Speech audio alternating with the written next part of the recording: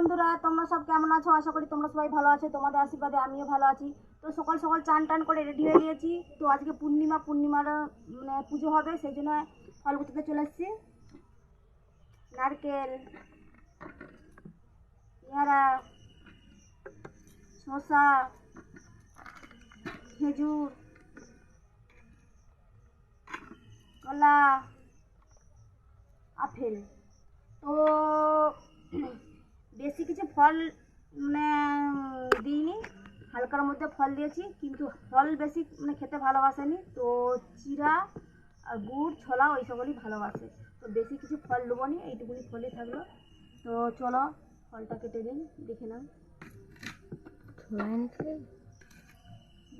হ্যাঁ, এই ফলের আনছে না বাবা, থাকবে না।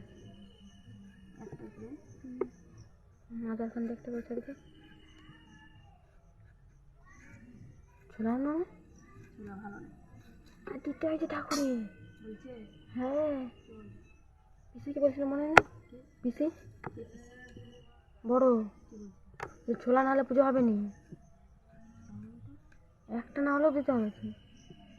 হ্যাঁ